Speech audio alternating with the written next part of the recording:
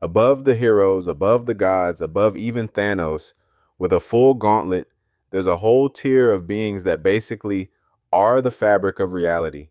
These are the cosmic entities, abstract forces, universe eaters, and the actual god of the Marvel multiverse. Let's start at the very, very top.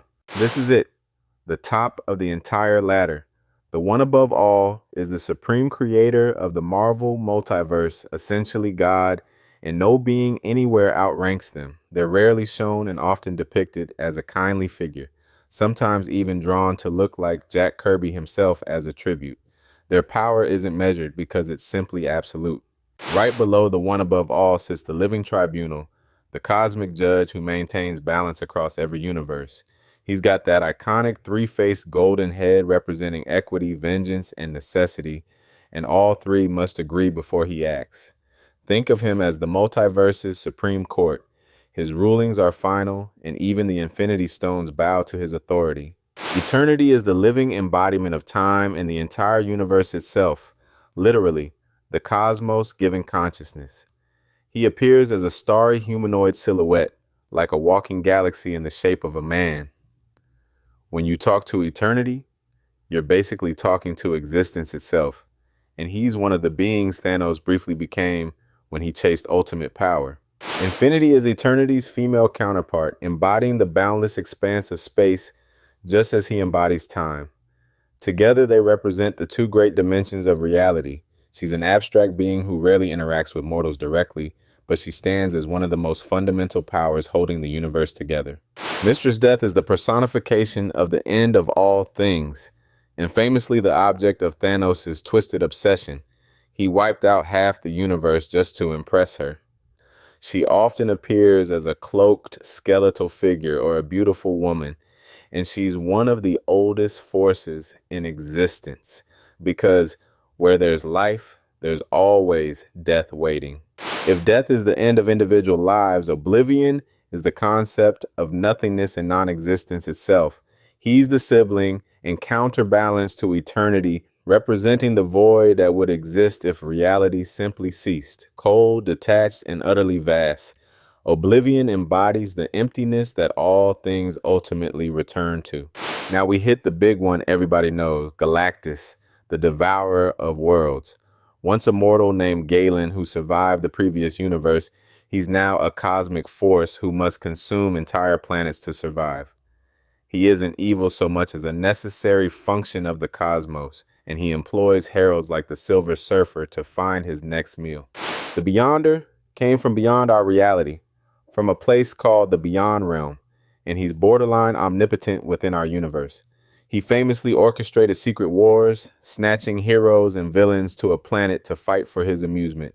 He's chaotic, childlike with his power, and constantly reshaping reality just to understand desire and morality. The Celestials are the towering space gods who walk the universe, conducting cosmic experiments on entire species, including humanity, which is why we have superpowered Eternals and Deviants.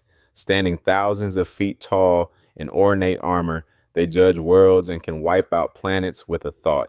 The MCU introduced them with Ego, Eason, and the reveal that nowhere is a Celestial's severed head. The Watchers are an ancient race sworn to observe the universe without ever interfering, and Uatu is the one assigned to Earth. He's incredibly powerful, but his defining trait is that vow of non-interference, which he breaks constantly whenever humanity's in real danger. The MCU's What If series put its own version of the Watcher front and center as our cosmic narrator.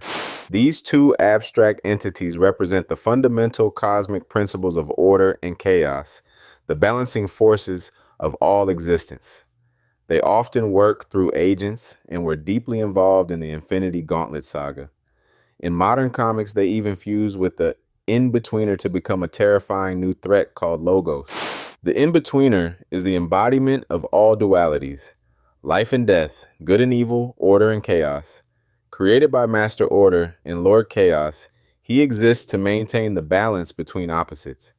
With his split, contrasting appearance, he's one of the strangest and most unpredictable abstract beings in the whole cosmic hierarchy. The Phoenix Force is the cosmic entity of life, death, and rebirth. the raw energy of creation and destruction itself. It's best known for bonding with John Gray to become the Dark Phoenix, an event powerful enough to consume a star and kill billions. It can't truly die. It always rises again, which is exactly the point of its name. The Stranger is a mysterious cosmic wanderer whose true nature and origin nobody fully understands, not even the other entities. He collects specimens from across the universe and possesses power on a scale that lets him stand toe-to-toe with Galactus. Enigmatic and unpredictable, he's one of the great question marks of the Marvel cosmos. At the grandest scale sits the concept of the whole multiverse embodied as a single being, sometimes shown as an even greater version of eternity spanning every reality at once. When threats like the Beyonders tried to destroy all realities, this was the scope in play. It's a reminder that in Marvel, even the universe is just one small piece of a much bigger living whole. So which of these cosmic giants blew your mind the most? The all-powerful one above all, or the always scheming Beyonder? Drop your pick in the comments, and if you enjoyed this, smash that like and subscribe.